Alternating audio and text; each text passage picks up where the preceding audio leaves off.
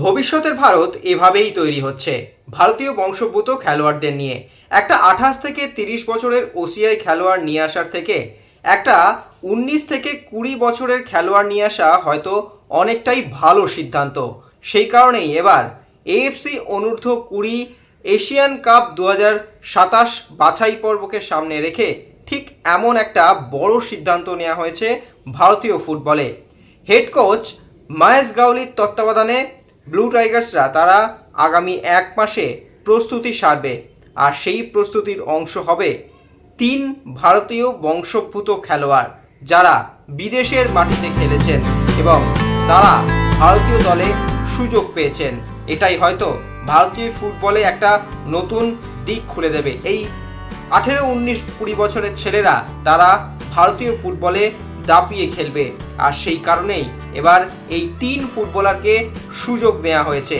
চলুন এরা কারা, এদের প্রোফাইলটা কি, কোথায় কোথায় খেলেছেন, বিদেশের কোন ক্লাবে খেলেছেন, চলুন এক এক করে দেখে নেওয়া যাক।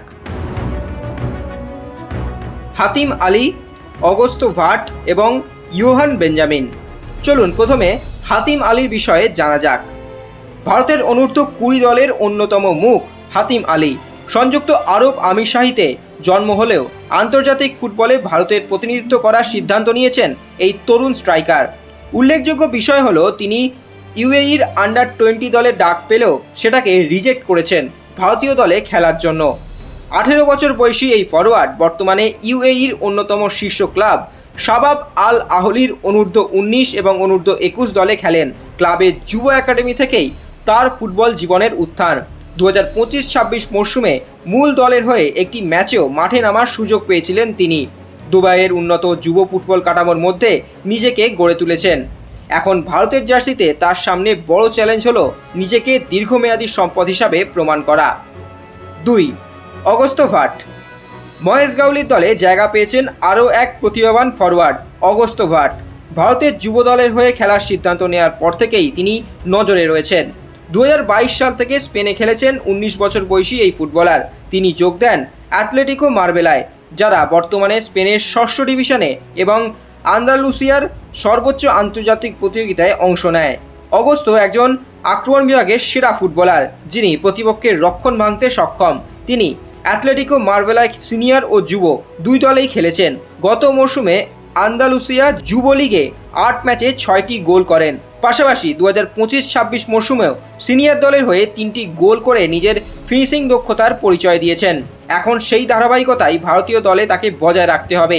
এএফসি অনূর্ধ্ব 20 এশিয়ান কাপের বাছাই পর্বে তার গোলেই ভারতের অন্যতম সফল চাবিকাঠি হতে পারে। এবং সর্বশেষ ইয়োহান বেঞ্জামিন। এই তালিকায় সবচেয়ে পরিচিত নাম এই ইয়োহান বেঞ্জামিন। ভারতের অনূর্ধ্ব 20 দলের হয়ে এর আগেও খেলেছেন তিনি এবং দলের ফুটবলারদের সঙ্গে তার বোঝাপড়াও বেশ ভালো। 18 বছর বয়সী এই উইঙ্গারের ফুটবল জীবন শুরু হয় মিনার্ভা একাডেমিতে। পরে তিনি শিলং লাজংয়ের অনূর্ধ্ব 17, অনূর্ধ্ব 21 দলে খেলেন এবং অনূর্ধ্ব 17 ইউথ লিগেও অংশ নেন। 2025 সালে তিনি নিজের কেরিয়ারের সবচেয়ে বড় সিদ্ধান্তটা নেন। স্লোভেনিয়ার ক্লাব এনকে ব্রাভোর যুব দলে যোগ দেন ইয়োহান। স্লোভেনিয়ার শীর্ষ যুব প্রতিযোগিতা নেক্সট জেন লিগাতে খেলার পাশাপাশি দলকে শিরোপা জিততেও সাহায্য করেন ইয়োহান। শুধু তাই নয়, তিনি ইউএফা ইউথ লিগেও খেলেছেন। ফলে অল্প বয়সেই আন্তর্জাতিক মানের প্রতিযোগিতায় খেলার মূল্যবান অভিজ্ঞতা অর্জন করেছেন ইয়োহান। ভারতের হয়ে আসন্ন বাছাই পর্বে ইয়োহানের কাছ থেকে বড় প্রত্যাশা থাকবে। তার গতি, ড্রিবলিং এবং দক্ষতায় প্রতিপক্ষকে বিভ্রান্ত করার ক্ষমতা ভারতীয় আক্রমণকে আরও শক্তিশালী করতে পারে বলে আশা করা হচ্ছে। এখন এই 3 ফুটবলারের দিকেই তাকিয়ে রয়েছে ভারতীয় ফুটবল মহল।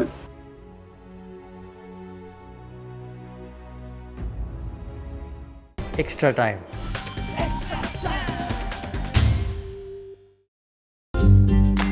লেটেস্ট নিউজ আর এক্সক্লুসিভ ভিডিওর সঙ্গে আপডেট থাকতে এখনই সাবস্ক্রাইব করুন আমাদের ইউটিউব চ্যানেল। বেল আইকনে ক্লিক করতে ভুলবেন না যেন।